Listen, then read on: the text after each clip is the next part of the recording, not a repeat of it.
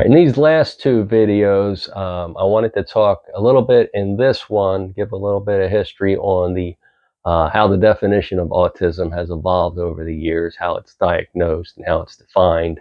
And then in the last video, a little bit of history of how the prevalence rate has changed over time. Um, First, for the definition of autism, one of the things I'm reminded of is I'm a fan of baseball. Well, I'm not really a fan of baseball. I'm more a fan of baseball statistics. And one of the writers on a site that I like mentioned that you can't really fairly compare position players who played in two completely different eras because the rules of baseball have changed and evolved over the years. So if you have like a first baseman who played mostly in the late 1800s, you can't really compare one-to-one that player against someone who played first base in the late 1900s. But if they played during the same span of years, then it makes it a lot easier because they were, impacted by the same fielding rules and all that. And that's kind of the same for the definition of autism, how it's evolved over the years and how the label was applied differently. Luke, for example, my son, who's was born in '86, he was diagnosed in '89 as having pervasive developmental disorder not otherwise specified. And that was based on what was current at the time, the Diagnostic and Statistical Manual, the third edition revised, the DSM-3R.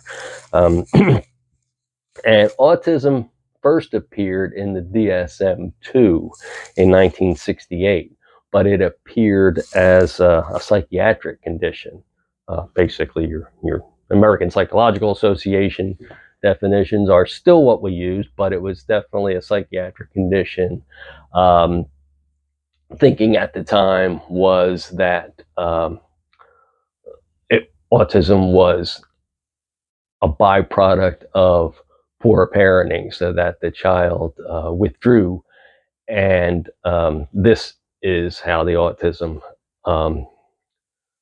came to be. But even before that, in 1964, Bernard Rimland came out with Infantile Autism, his groundbreaking book, basically saying that autism is neurobiological in nature.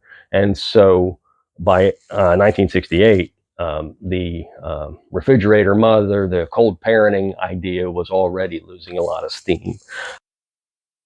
Well, as I mentioned, the DSM-3, the edition before Luke's diagnosis, the DSM-3 in 1980, was the first to use the PDD-NOS definition that I mentioned for Luke. But the good side of that was defining autism as a developmental disability. And so you see that kind of transition starting. 1980 was also the first year that autism was added to the Individuals with Disabilities Education Act, the first reauthorization of it. When the IDEA first came out in the mid-70s, autism was not included in there at all. And why this matters is that the public schools in the various states were able, starting with 1980, to start using not only state funding, but federal funding to support teaching students diagnosed with autism. But the bad side of the 1980s, the pervasive developmental disorder, is that it's, the pervasive side is kind of a precursor to the spectrum, which came later. And I'll say more about that in a minute. So, it was good and bad. But basically where it came from is the child had to be diagnosed with PDD-NOS. The child had to exhibit at least 8 of 16 giving criteria. all of these criteria were communication interaction based, but obviously still, as it is now, behaviorally diagnosed. Um, I mean, traits like eye contact, an important one, which is the difference in expressive communication versus receptive communication, and how close that is to appropriate for the child's chronological age.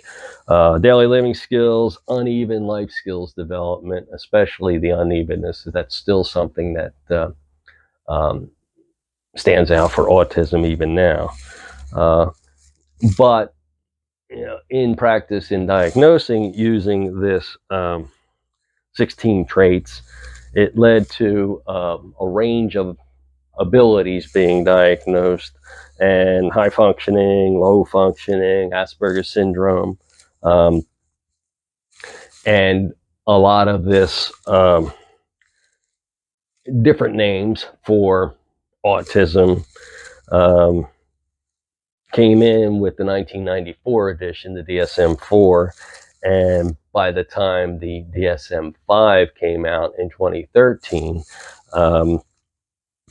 a lot of this was dropped in favor of autism spectrum disorder being the diagnosis. However, I will say anyone who had the diagnosis of autism previously kept that diagnosis even as ASD became the go-to diagnosis with the DSM-5. And I read an interesting article. Zeldovich kind of gives a little bit of a history, and I have a link to her article also in the notes. She makes the point that in the 1990s, a lot of progress was being made on mapping the human genome, and a lot of different genes were being implicated in causing autism. But and she mentions the problem specifically that none of these genes was autism specific. That means exclusively resulting in autism. So there's that problem. But to me, if as few as 5 genes could be implicated in autism, to as many as more than 100 genes could be implicated, that does a lot to explain the range of autism as it is manifested, even within the genetic etiology. Um, so one of the things that in the current DSM-5 TR text revision and its international counterpart, the International Classification of Disorders, which is up to the 10th edition now, autism is viewed as a continuous spectrum. And as I said, that's both good and bad. And more on that in the final video.